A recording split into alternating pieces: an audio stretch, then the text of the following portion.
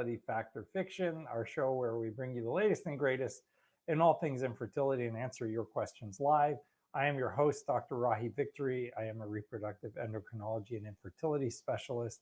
So we've got a good show for you tonight. I've decided that the infertility world has come a little bit to a grinding standstill because of the fact that COVID has kind of knocked out a lot of research opportunities. So the really important studies have not really been coming at the pace we would like.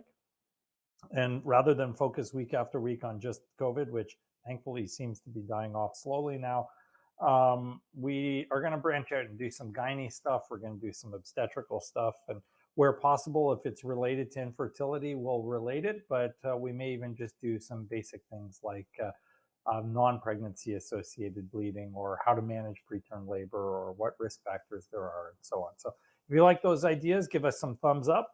Definitely comment. Make sure you hit that subscribe button and let us know how you feel about the new path we're taking. So one thing that we get all of the time are questions about first trimester bleeding. So what does this constitute? Any instance in which patients experience bleeding in the first trimester, so in the first 12 to 13 weeks, where they have spotting, pink, brown, they get clots sometimes. It can be associated with no pain. It can be associated with pain. And the question is this predictive? What do I do? How do I manage it? And so on. So I'm going to take you through the gynecologist or obstetrician or even reproductive endocrinology approach to how you explore this, what to expect, how to manage it. Then we'll review some evidence on how to diagnose it, what sort of things can you look for, and what kind of things can you expect if it happens to you, because there are different outcomes that people have looked at. Excuse me. So let's start with the basics.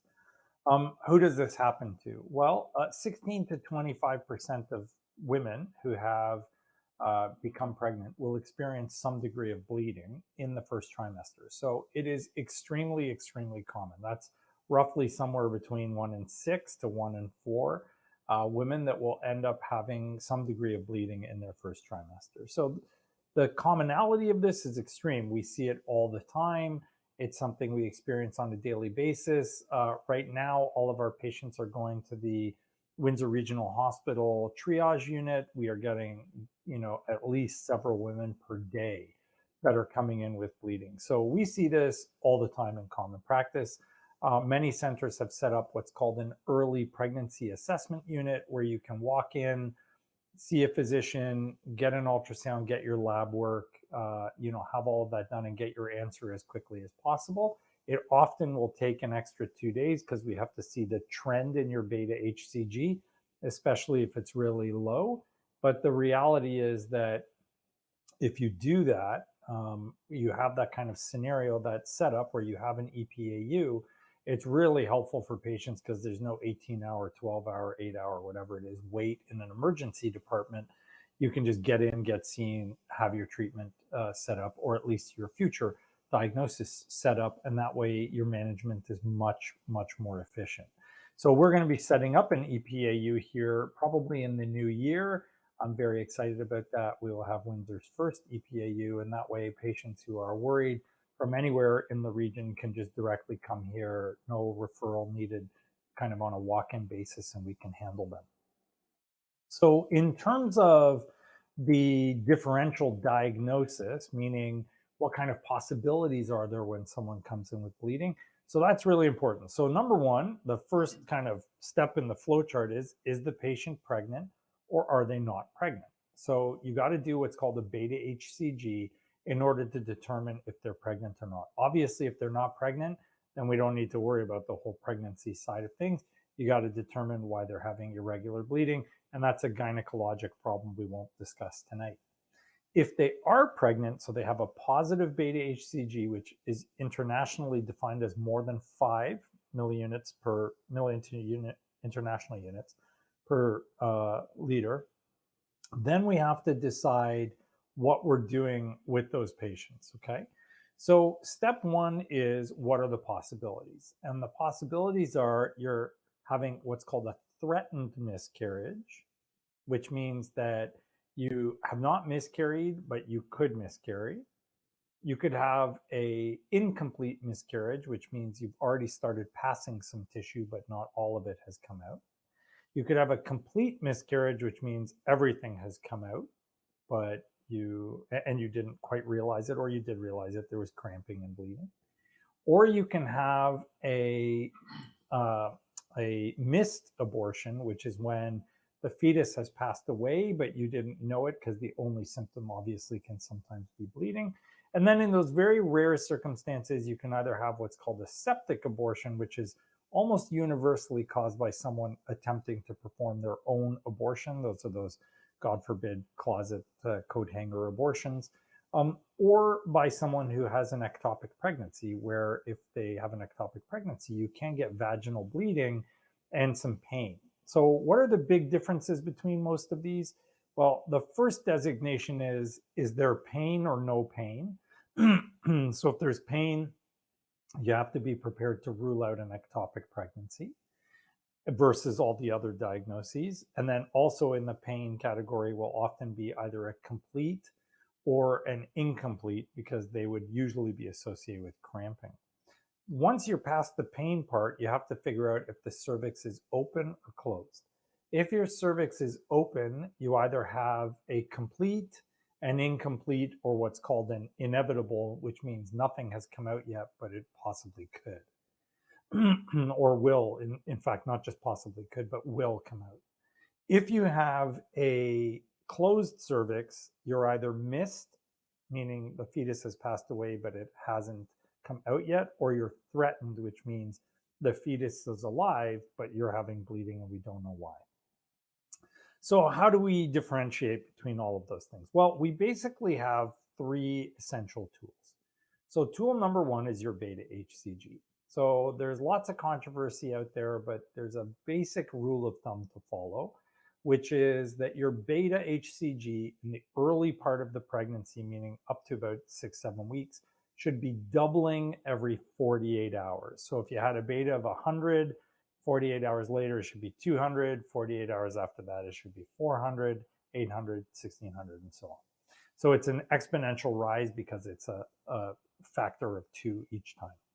So that's the basics. What's acceptable? You need a minimum of a 60% rise. So I don't want everyone to run out and panic if their beta went from 100 to 160 in 48 hours, because that's actually normal. So it's okay to have some bleeding and still have a normally rising beta, and that's all right. I just had a patient the other day who had done IVF at my previous fertility center, which when I was no longer there, she had failed multiple embryo transfers. We just did a new IVF cycle for her. She sent me a message showing that everything was perfect, and her beta was initially good just from the home pregnancy test. She then noticed the next pregnancy test, there was not a positive, and she'd had some spotting, so she was worried it was going down, but it had risen an appropriate amount even within a short period of time. So that's one really easy way we keep track of this. We follow your beta HCG. You do need the 48 hours to understand exactly what's happening, but if you have a minimum of a 60% rise, there's a very high likelihood that everything is probably very, very okay. Number two is ultrasound. So if you're having pain, you must have an ultrasound because you have to rule out an ectopic pregnancy. That is absolute.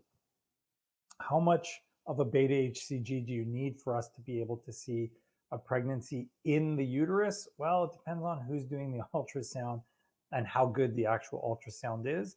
The very, very best ultrasound technology, like we use in our clinic, a Voluson E8 from GE, you're going to see a pregnancy at a beta HCG level of around 1200 with a transvaginal ultrasound.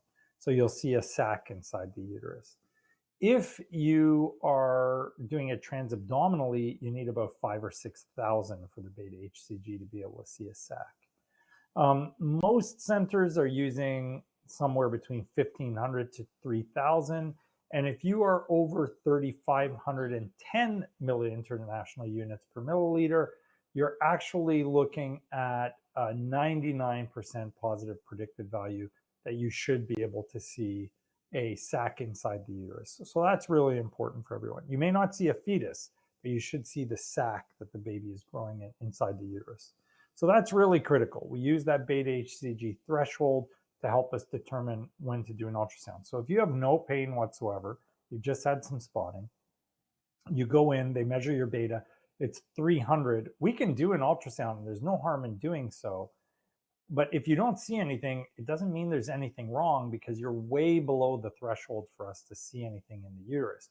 You do want to rule out the ectopic, but in the absence of seeing something up where the tubes or the ovaries are, we call those the adnexa. You might see that term thrown around a lot online or in the literature. Then you're really looking for what's happening in the uterus. And inside that uterus, we really need that minimum threshold of 1,200 for the best of the best, 1,500 to 3,000 on average. Above 3,510, you got a 99% chance you should see a sac. The last thing that is really underused is actually progesterone. So as long as you are not on progesterone, meaning you're not taking any progesterone, then your progesterone level will actually reliably exclude a pregnancy versus a non-viable pregnancy. So if you have 6 nanograms per milliliter on a progesterone test, which is 19.1 nanomoles per liter, then you have a 99% predictive value for it being viable or non-viable. So if you're below 6 nanograms per milliliter, there's a 99% chance you will not have a viable pregnancy. So that's also really important. So if you have a center that can quickly adjust to this and test your progesterone, it's entirely reasonable to do so, and can add further support to your beta HCG to tell you if things are going well or not. And to be honest, through training, through clinical practice, seeing all of my colleagues, virtually no one is checking progesterone levels. So this is something we may start implementing into our practice more and more to help people get an earlier answer so they have some information to go on. Of course, in the fertility world, if you've gone through fertility treatment, the vast majority of you will already be on progesterone, which makes this completely useless because that artificially inflates your level. And so it doesn't mean anything when you're taking progesterone and then measuring the progesterone level. So what kind of outcomes can we expect? Well, the biggest question is, what are your chances of miscarrying? And the answer is, it's extremely controversial. So in prepping for tonight's talk, I looked up a bunch of different studies. There's one right here that says association between first trimester subchorionic hematomas and pregnancy loss. And they actually say that in this group of women, which was 2,446 women, they found no association between a subchorionic hematoma and loss. And this is a 2019 article. In another one that I read, they said that there is an increased risk of loss, and that it's quite a substantial increase in the risk of loss. It can be basically double the normal rate. So normal background rate of miscarriage is about 17%. So about 1 in 6 pregnancies will result in a miscarriage. In this particular instance, if you're doubling that, you're really getting up into the 30s, so 1 in 3. So yes, it does probably increase your risk. When they looked at this specifically within the realm of the patients that have had assisted reproductive technology, some interesting stuff came out from one study. So number one, the majority of cases with bleeding came from instances where they transferred more than one embryo, and they had what we call vanishing twin, where 2 pregnancies started, but one of them doesn't continue. And when that regresses, it can sometimes cause bleeding and certainly panic. So the bleeding incidence in a single embryo pregnancy was around 4%, and in a vanishing twin was 8.7%, so much, much higher chance. The second part that was quite interesting that they found was that there's a much higher chance of bleeding based on how many embryos you put in. So people are always saying, I want more than one, I want more than one. Put in 2 because I want a better chance. But it actually increases your risks of bleeding the more embryos that you put in. And it is correlated with the actual number. So you put in 1, you get a certain value. You put in 2, it's a higher percentage chance. You put in 3, it's a much higher percentage chance. So, and then greater than 3 was even higher. So obviously there's a lot going on with the number of embryos you put in relation to the outcome for bleeding. And this is critical because we always get pressured by our patients to try and put in more and more embryos because they want a higher success rate. The reality is you're not just increasing the risk of twins. It looks like you're actually increasing the risk of bleeding. And because of increasing the risk of bleeding, you may be increasing the risk of miscarriage. So that's also really critical. What are the outcomes you can expect if you don't miscarry? Does it have an impact? Are you okay if you manage to continue the pregnancy? What happens? Does it cause any impact? Well, it actually does. So preterm labor, actually, you know what? I'll start with bleeding. So your risk of bleeding is 350% higher in your second trimester if you had bleeding in your first. Your risk of bleeding is 185% higher if you had bleeding in the first trimester. In the third trimester that you would bleed. So 185% higher chance you'll have bleeding in your third trimester. Preterm labor, 127% increase. NICU admission, 75% increase. Preterm birth, 64% increase. And extreme preterm birth, which is very, very early, 24 weeks or less, you're looking at a 205% increase in your risk of extreme preterm birth. So yes, there are increased risks of complications from patients that have bleeding. Do we see this? Honestly, these are risk numbers, so it doesn't mean that 65 or 75 or 205% of you are going to have these outcomes. It just means that you go from a baseline of 10%, let's say, to 30%, but that still means 70% of the patients are going to sail through this. So keep in mind that when we're quoting you risks, they're risks. It doesn't mean that number, reflects that everybody's going to have this outcome. It just means that's how much higher the chance that this event would happen to you actually is. So the next question, of course, everybody asks is, what can I do? I don't want to bleed. I don't want to lose my pregnancy. I've worked so hard for this. What do we do? So the reality is there are some things we know cause miscarriages or increased risks of bleeding. Trauma, heavy lifting and straining, excessive exercise may be associated with it. Absolutely smoking, drinking, drug use, no question whatsoever, huge increase in risk. Smoking, for example, is a 400% increase in your risk of miscarriage. Any kind of hard drug use, marijuana is the same thing as well. All of these things can contribute to your risk, and it can contribute to your risk of miscarriage even if your partner is doing those things. So it doesn't have to be the woman that's in risk from doing these. Even if the male is doing it, it increases your risks as a female. What about medications? Are there any treatments? Well, the big one obviously is progesterone.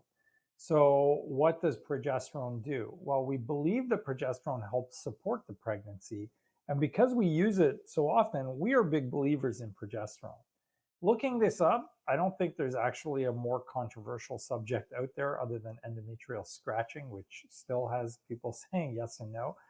But use of progesterone in the newest studies seems to suggest that when you look at it overall from all of the different studies that are there, you either do a meta-analysis or a network meta-analysis, that there's either very little benefit to starting progesterone after they've started bleeding, or that it may be beneficial, but only in women that have previously had pregnancy losses. So the newest of the new in the Cochrane database does show that that may be beneficial in those patients, but in a select group of patients. For everybody else, if you weren't already on progesterone before, so you're a garden variety patient out there, you didn't go through fertility treatment, you start bleeding, and you say, oh my God, what can I do? When we give you progesterone, which we do because probably has no negative side effects, it's very unlikely to help in that specific scenario. No data has shown yet that it's supportive. And there is even a New England Journal study in 2019 which said that it actually did not make a difference, but they started it quite late. So I'm not sure if that's as useful or not. How does it work when you start it earlier? Well, unfortunately, none of the studies have ever looked at that. Fertility specialists all strongly believe that it prevents it. but we don't have data to support that because no one's willing to try that study because we don't want anyone going without the progesterone. So I'm not sure we'll ever get the answer to that. It's too hard to answer because if I tell all of you, and I'll ask this question, you can tell us yes or no online, maybe put up a poll or something if you can. The reality is, if I said to you, hey, you can either go on progesterone, which has no significant downside and may prevent you from having a miscarriage, or you can skip it because we want to do a research study and compare you to women that do take it, how many of you would be willing to not take it to find out what happens? I'd be super curious to know. So let us know. Make sure you're hitting that like and comment button, and let us know what you would do. So what's the most important message to take away from all of this? Most important message to take away from all of this is, number one, not everyone with bleeding ends up with a bad outcome. The vast majority of women that have bleeding will go on to have a completely normal pregnancy, have no complications or problems, and end up with a beautiful, happy, healthy, bouncing baby, boy or girl. Number two, you must be careful about that horrible ectopic pregnancy because many of you are at risk. Really, everyone's at risk.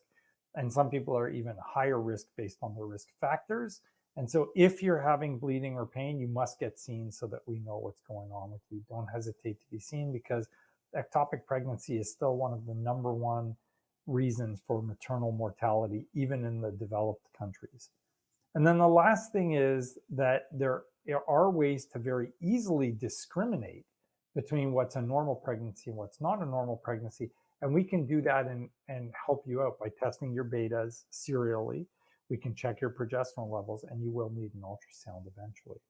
So thank you for joining us for that part of Fertility Fact or Fiction.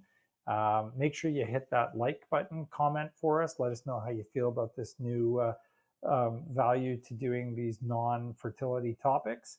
And make sure you subscribe. Hit that subscribe button on YouTube or join us on Facebook, which is now Meta, right? It's now Meta. So join us on Meta and follow us on Instagram and Twitter. Let us know how you feel.